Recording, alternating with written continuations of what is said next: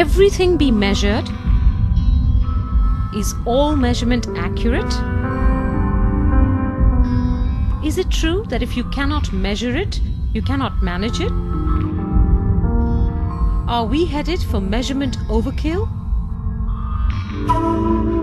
Is that why in mythology the god of accounting or measurement is none other than Yama, the god of death? But the truth of our modern lives is that everything has to be measured, whether it's our personal ambition, personal happiness, or our professional output and therefore professional success. How do you escape measurement? You see, when you use the word measurement, we are trying to create an objective reality. One that we all can agree is the reality. But there is another reality that exists, which is the subjective reality, the personal reality. Let me explain this in the form of a story. You see, one day, Narad came to Mount Kailas and with a mango, and he said, this mango is for the one who runs fastest, who goes 3 times around the world the fastest. And so Ganesha, 2 brothers, Ganesha and Kartikeya, decided that we will go for the race. So Kartikeya immediately leapt on a peacock and flew around the world 3 times. So he went around the world 3 times on his peacock. And Ganesha sat right in the center doing nothing. He just sat there waiting while his brother flew around 3 times, once, twice, and just when his brother was about to complete the 3rd round, Ganesha got up and just went around his parents once, twice, thrice and says, I won. And Kartikeya says, how come?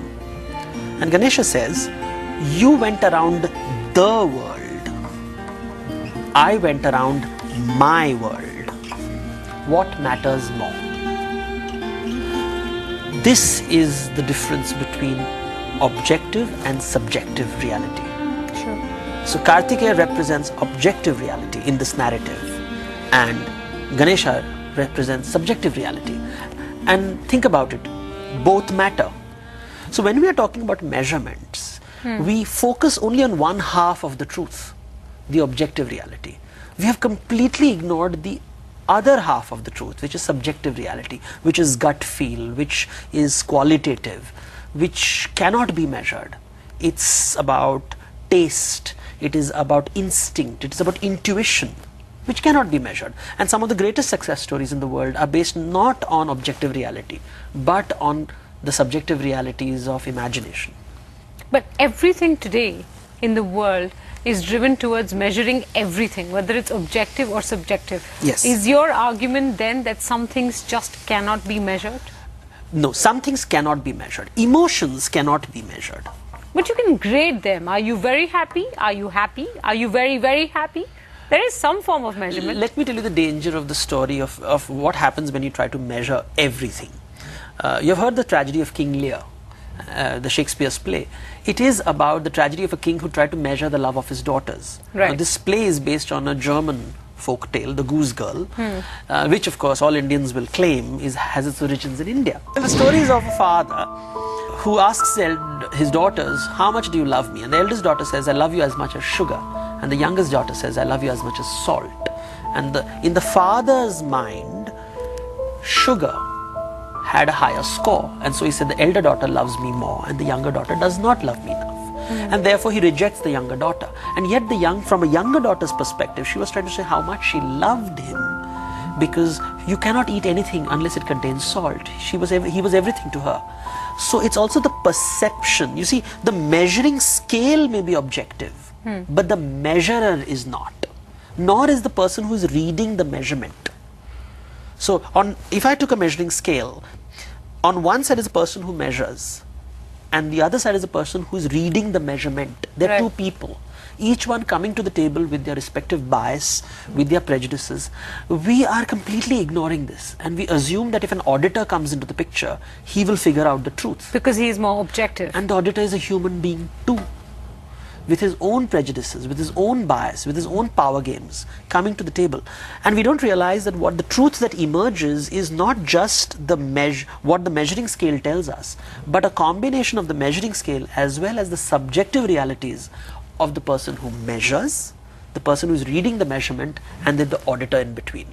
And so you're getting a very warped reality. But there is no solution to this, right, Devdutt? Because we have to measure in the modern world. In large organizations, if you want to reward, before you reward, you have to understand how good the performance is. So therefore, you measure the performance. A measurement is embedded in almost every stage of how the individual performs in an organization, how a team performs, how the organization itself performs for shareholders, for stakeholders, etc. Yes. So how do you get away from measurement whilst fully acknowledging that part of it is subjective and part of it is objective? See, we are trying to create a world which is 100% objective, and therefore we are assuming that we'll create a fair world. This is the promised land where everything is 100% objective and we'll create a fair world. And that is where, this is the goalpost. I want to create this objective world and fair world. But if we recognize that no matter how hard we try, we'll only be 50% objective, and therefore all our measurements will have flaws in them, then I'm closer to reality. I'm comfortable accepting that the balance sheet is not the truth. The CV which comes to me is not the truth. It is an indicator of the truth, but not the whole truth. That recognition is sometimes missing because what I'm saying is about over-reliance on measurement. It has become today only about measurement when it should be also about measurement. This shift, I mean, let me give you an example of subjectivity. You have the story of a king called Mahabali, who said that he will give anybody whatever they want. And suddenly one day a dwarf comes in front of him, and the dwarf says, give me 3 paces of land. And Mahabali says, yes, take 3 pieces of land. So 1, 2, 3. And the moment he says, take 3 pieces of land, this dwarf turns into a giant and takes these gigantic paces. With 2 paces of land, he covers the heaven and earth. And then he has no place to put his 3rd foot. And he says, where should I put it? And Mahabali says, put it on my head. And he's crushed and shoved under the earth. The story talks about subjectivity of measurement. What I think is 3 paces and what the other person thinks is 3 paces is very different. So the person who created the measuring scale and the person who is using the measuring scale are looking at very differently. And that is where conflicts emerge. We would like there to be this one absolute measurement scale, but everybody's reference point is different. To the point that in Indian mythology, and not in philosophy, you see the word measure is based on a phrase called ma, from where comes mapdand. From this word also come not just mapdand, which is the measuring scale, but also the word maya, which is delusion. What one is basically told is be careful of measurements. I get the conversation about not only measurement but also measurement, right? I get that. But how do you propose that we do away with a large amount of the measurement that currently exists in the system? We can maybe do away with it when we're small organizations, right? 5, 10, 15 people, you can make the measurement more subjective, less objective, bring in the human element, human interaction, one-on-one, all of that.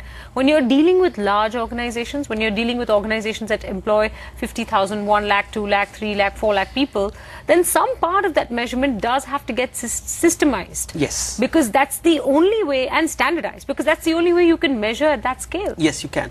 But you see, big or small, organizations are about people, and every organization is built on teams. It's a simple HR practice that a person should not have more than 5 or 6 people reporting to them. So ultimately it's about 5 or 6 people, teams built up. So large organizations is just the same 5, like a fractal, like a simple cellular structure. Right? It's pyramidal, yeah, I right? get that. Yeah. And if that is so you have these little teams over here that are all reporting into other little teams. Yeah, so now just magnify one of these teams, and what you have is a measurement of these 5 people by the boss. Now the measurement, if you admit that is 50% I can measure, the quantitative part you can measure, but the qualitative part cannot be measured, and I give 50% bias to the leader. The leader is biased. No matter how many auditors you get in, just admit that he is biased, which means that now I have to work on him to strip him of bias, to bring in more integrity in his behavior. So which means it is not just about measurement, but it is also about investing in people. Rather than investing energy in ensuring that there is integrity in the manager whose subjective call is good enough, we'd say, you know what, it's too much of energy being wasted on investing in people, so let me invest on a system. System will let me, you see, when you're talking about a subjective measurement, you're saying, I want somebody to pay attention to the human beings inside. Process is about removing attention. Because then I don't have to waste energy in giving attention. Attention is about relationships. It's about people having integrity. But I can't guarantee integrity. What I have with a process and a system and a method is where I'm saying that, I don't have to give attention and I will come to the truth. I'm not even saying that, but look at this. A, I have a large number of people. B, you already yourself have pointed out that measurement is subjective, right? Yes. And therefore, when you have a human being measuring, that human being may come to the table with his or her own prejudices and therefore be measuring the other person's performance output, through the lens of that prejudice, right? Yes. So maybe a system, A, not only allows me to deal with a larger number of people, B, also to some extent standardizes the communication and therefore eliminates to some degree the prejudice that a human being may bring in. Yes. I'm not saying systems are perfect. Human beings are not perfect either. Today, the culture is becoming about let's replace human beings with systems. That seems to be the mindset. The discourse is measurement, objective measurement is all that I need. Subjectivity is being withdrawn. Attention is being withdrawn. What I'm saying is, dono chahiye. So we're moving to also measurement, not only measurement. That's the shift which I'm asking for. That results in uncertainty. That will result in uncertainty. How do you get away from that? Because as organizations, everything is driven towards certainty. What are you going to earn next quarter? What are you going to earn next year? How are your people going to perform? Do you have enough people on the bench? Everything is driven towards certainty, towards creating certainty through business process. We can measure only some things, but the universe is infinite. Measurement is finite. Possibilities are infinite. But measurement will always be finite. This inability to recognize that, I mean, the entrepreneurs, talk to entrepreneurs, did they create the business based on measurement? Usually they use measurement to validate their gut feel. The gut feel is karma, the god of desire, the god of lust, the god of instinct. Only when karma, that is the god of birth, then comes the god of death, Yama, the god of measurement. So measurement comes second, gut comes first. This one validates him. But if over-reliance on karma cannot work. He's irresponsible. He holds a bow in his hand and just shoots in all the places. You have to restrain him. So he holds in his hand a lasso to restrain him. Too much of restraint and death will happen. Too much of karma and there will be complete chaos. So the question is, how do you balance? And that's where the human element is critical. When we talk about systems and process extremely, we are just saying, can we make do without human beings? And that's a very dangerous thought to happen, because what are organizations for if not about people? How do you measure happiness? First, let's define happiness. We have done this in a previous episode, but it is LSD. That is Lakshmi, Saraswati, Durga. L represents material wealth, S represents intellectual, and D represents emotions. What can you measure is L. This is measurable. Right. S is partially measurable, okay, and D is not measurable at all. Right. So happiness is a combination of some things that can be measured and some things which is wealth. Some things that can partially be measured, which is intellect or knowledge. Knowledge, like your training programs, your qualifications that you've got. But what cannot be measured is the emotional quotient. You do try, but you will never, I mean, how do you measure who needs attention and who doesn't need attention? And sometimes happiness is a function of how much attention you get.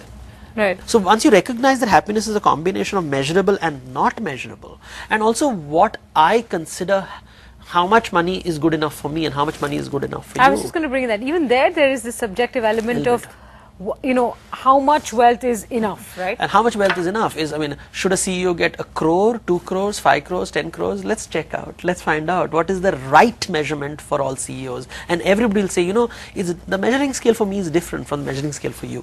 Because I am different. And you see, since every human being is unique, everybody has their own unique measurement scale. And that's what Ganesha was trying to tell us. One day, Indra wanted to measure how great he was. And he wanted proof, he wanted to show the world how great he was, which means he wanted something tangible and objective. So he called Vishwakarma, his architect, and said, build a palace for me. And Vishwakarma built a palace of gold for him. And Indra looked at it and said, it is good, but not good enough for me. So build me another palace which will measure my true worth. And that is not good what you have done right now. So Vishwakarma builds another palace, and this time he builds a palace of jewels laden with diamonds and pearls. And Indra looks at this great palace and says, well, this is also good, but not good enough for me. So in both cases he's saying, the measurement of what you have measured is not quite right. I measure it very differently, and therefore I want something grander. Right. And Vishwakarma gets exasperated and he goes to Vishnu. And Vishnu comes to Indra in the form of a little boy and says, I've heard that you've built a great palace. I want to see this great palace. And Indra says, come, I'll show you. And he shows him the palace of gold and he shows him the palace of jewels and says, well, these are good palaces, but they're not as good as I am. And the boy looks at these two palaces and says, well, they're very good, but they're not as good as the palaces of the other Indras I have met. So you see, comparison is being drawn. A reference point is being asked for. Who are the other Indras? And who are they? And he says, oh, you thought you were the only Indra? There are as many Indras in this world as there are grains of sand in a beach. Each one assuming that he's great and each one building a palace of his own. So I have seen palaces which are bigger than yours and palaces which are smaller than yours. And each one is aspiring for the next palace. And the scale is of infinity. And your ambition is infinite. And your self-imagination is infinite. And you can never measure infinity. So in what context are we trying to measure all the daily things that we end up measuring? Because every measurement depends on a reference point. Right. And your reference point and my reference point may be very different. And people try to come up with objective realities. That, the maid servant can make do with no holidays. But the CEO needs a weekend off. Decide which measurement is okay. Next week on Business Sutra. Mahabharata is continuously telling stories, especially when the war happens and later in the episodes. It's always talking about serpents wanting to take revenge. 3 generations down the line, 4 generations down the line. The serpents are always against the Pandavas and their children and their grandchildren. There seems to be an eternal raging conflict between the Pandavas on one side and the serpents on the other. And in fact, the story of the Mahabharata begins with a conflict between these two people, and the king says, serpents are bad, kill all the serpents. Until a wise man appears and says, listen, before you kill the serpents, please check why the serpents want to kill you. Go back to your history and you'll realize that to build your kingdom, you took their land.